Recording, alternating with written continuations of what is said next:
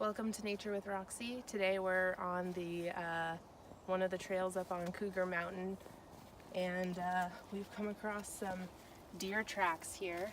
So you can see the hoof prints in the mud here, where some sort of little deer who has hooves was trotting along through this beautiful green scenery.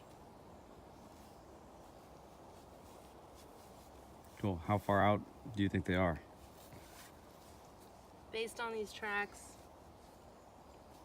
500 feet to 500 miles, I'd say.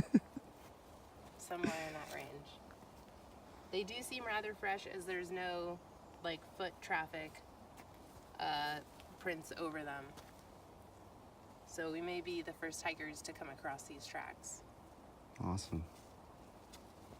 That's been a quick nature highlight with Roxy. Thanks for watching.